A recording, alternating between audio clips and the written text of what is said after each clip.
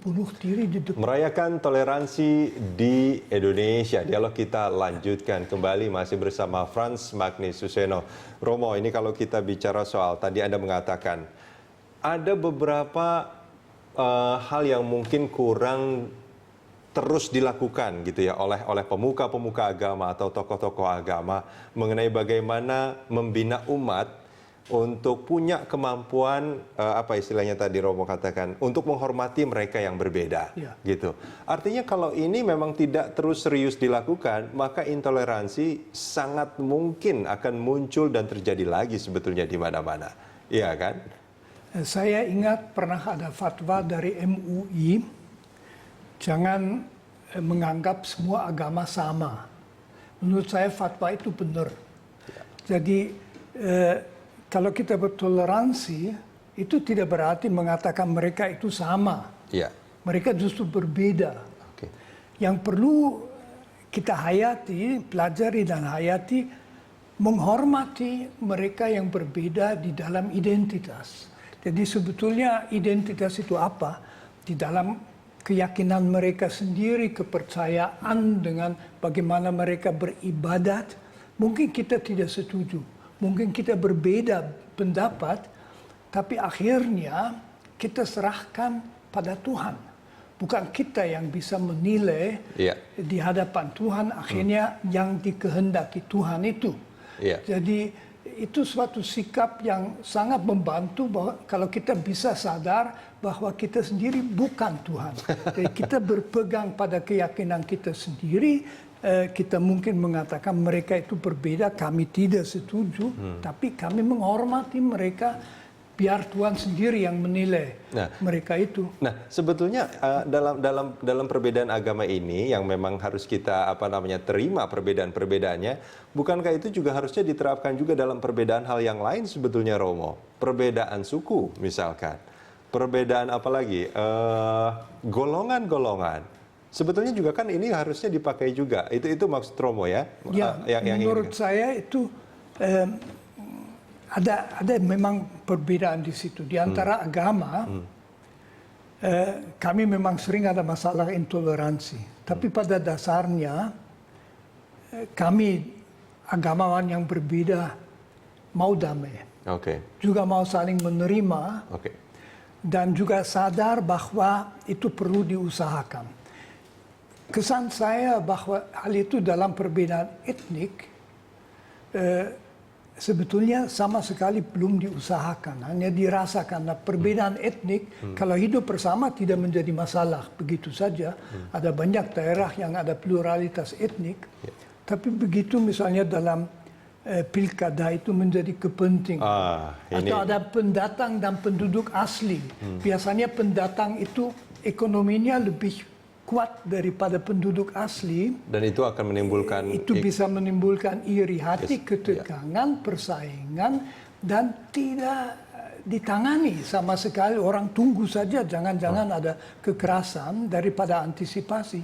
Lalu apa yang harus dilakukan, Romo? Artinya gini, kalau agama itu ada pemuka-pemuka agama, ada tokoh-tokoh agama yang kalau belum bergerak ya harus bergerak gitu kan ya. Lah kalau misalkan masalah suku, kita lihat, koreksi kalau saya salah, pemuka-pemuka suku, tokoh-tokoh adat itu kan sebetulnya tidak terlalu punya peran mungkin karismatik gitu ya terhadap mereka-mereka yang dari suku tentu itu. Tentu di situ kalau saya boleh mengkritik sedikit yang dulu, kita masih menderita suatu kesalahan maaf besar dari Pak Harto dulu yang tahun 79 dengan undang-undang pemerintahan desa menghapus sistem adat dan memaksakan sistem dusun Jawa ke seluruh Indonesia. Sejak itu kekuatan-kekuatan adat masih ada tetapi berkurang. Sehingga kalau ada konflik mereka lebih sulit bekerja. Tapi yang saya rasa sebetulnya harus dilihat adalah orang seperti bupati, mungkin juga gubernur. Kita sebetulnya memerlukan bupati yang mutu, mutu. Nah, kalau bupati di dalam kabupatennya melihat ada beberapa kelompok etnik berbeda.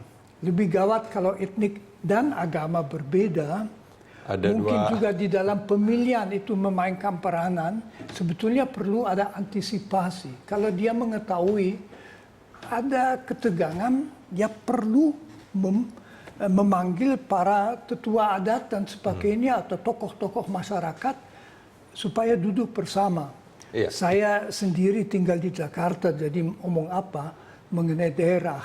Tapi saya bisa membayangkan bahwa sebetulnya di daerah yang ada ketegangan, tetap tokoh-tokoh dari etnik A tidak mau perang dengan etnik B. Sebaliknya kalau bisa mereka mau damai. Jadi Iya. tokoh-tokoh itu sebetulnya bisa diandalkan. Iya. Dan kalau diantisipasi maka tidak akan terjadi suatu clash. Nah, itu kan menarik Romo. Ketika tokoh-tokohnya, pemuka-pemukanya, itu sebetulnya tidak menginginkan adanya sebuah clash atau peperangan atau perkelahian atau apapun.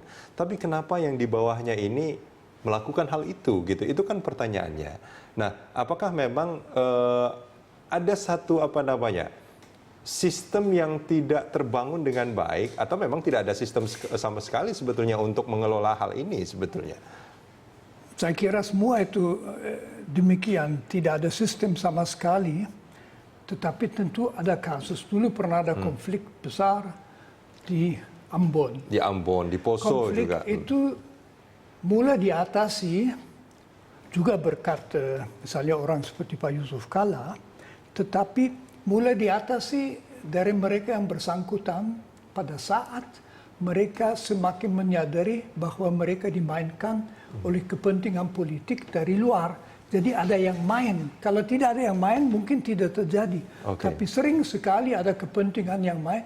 Di Ambon mereka melihat itu Kristen Ambon, Muslim Ambon, bahwa sebetulnya masalahnya bukan masalah orang Ambon, tapi mungkin dari Jakarta ada sesuatu. Sekarang hubungan jauh lebih baik dan kalau ada ketegangan mereka bisa bicara. Oke.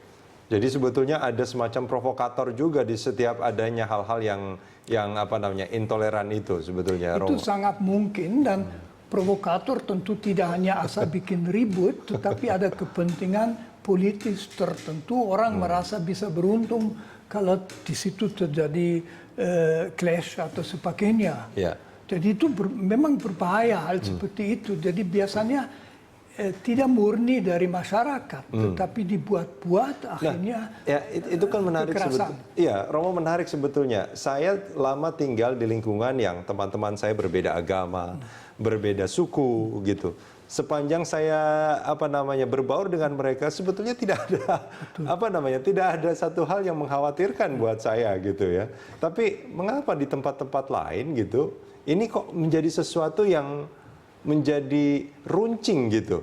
Jadi mudah sekali terjadi gesekan sebetulnya. Kalau sudah ada ketegangan, lalu memang lebih sulit. Saya sendiri kan sudah kelihatan sebagai orang Kristen, saya tinggal di Jawa. Jawa itu kebanyakan orang Muslim. Saya tidak pernah mengalami kesulitan apapun. Tidak pernah sekalipun di kota tidak, di desa tidak, di pesantren tidak, dimanapun tidak, orang tidak pernah tidak menyambut saya dengan baik. Jadi ini tidak hanya berlaku bagi Mister seperti saya sering oleh anak-anak disebut Mister, tetapi bagi orang lain. Tapi kalau ada kepentingan mulai main, lalu itu, nah di situ sebetulnya juga perlu komunikasi antara orang-orang di akar rumput supaya tidak mau dimainkan. Karena hampir semua ketegangan dengan cukup mudah bisa dipecahkan kalau mau. Nah, ini menarik Romo tadi katakan. Romo dikenal sebagai seorang Kristiani. Terus juga berasal dari etnik yang berbeda, tadi disebut juga Mister tadi. Ya, sangat berbeda. Nah, terus dan Romo sudah tinggal di Jawa ini, di Pulau Jawa ini selama lebih kurang 30 tahunan ya. Ya, 50 tahun lebih. 50 tahun lebih bahkan. Dan selama itu tidak pernah ada masalah dalam menjalani kehidupan sehari-hari. Tadi mengatakan juga bukan hanya itu, bukan menjalani tidak. Saya pergi kemana-mana selalu disambut baik. tadi dikatakan ke pesantren juga. Ya, saya sudah beberapa kali. Dan tidak ada masalah sebetulnya itu. Ya tentu tidak, mereka itu gembira menerima saya baik. Misalnya saya pernah dengan Gus Solahuddin Wahid ke pesantren di Kupang. Di Ya, Kupang? bagus juga. Oke. Dan tapi di beberapa tempat ya, selalu diterima baik. Tentu saja saya sama sekali tidak pernah merasa takut di kalangan Nadliin. Dan dengan orang Muhammadiyah, saya juga tidak pernah mengalami kesulitan. Artinya boleh nggak kalau saya simpulkan, apa yang terjadi, intoleransi yang sering kali terjadi di Indonesia ini, saya garis bawahi karena ada kepentingan tertentu yang bermain, bukan karena masalah perbedaan agama, suku, atau apapun. Memang saya kira juga perlu kita memperkuat beberapa sikap etis yang sebenarnya ada di dalam masyarakat, tetapi karena tantangan itu yang di luar tangan kita, orang lain ikut main kan tidak tanya sama kita apa boleh ikut main ya tuh. Jadi itu justru susahnya, dia main di bawah tanah dan mendadak terjadi suatu konflik dan kita ini sepertinya kaget. Nah, misalnya ya kita bisa bertolak dari sila kedua Pancasila, kemanusiaan yang adil dan beradab. Mestinya kita sadari, kita batinkan bahwa kita tidak pernah membawa diri dengan kekerasan. Itu penolakan terhadap kekerasan mesti menjadi tidak hanya disepakati, tetapi dirasakan dalam hati. Sehingga orang yang melakukan kekerasan, orang dewasa itu mesti merasa malu. Kita tidak menyelesaikan konflik dengan kekerasan. Kalau kita punya konflik emosional, di situ saya kira tradisi budaya punya banyak cara. Kalau kita punya konflik kepentingan, ya kita pakai cara Indonesia, musyawarah. Dan kalau musyawarah tidak berhasil, kita pergi ke pengadilan dan pengadilan ditaati. Itu dengan cara itu tidak perlu ada teman-teman. Dan itulah manusia yang adil dan beradab tadi ya, Romo. Ya. Kita jeda sebentar, kita akan lanjutkan di segmen berikut.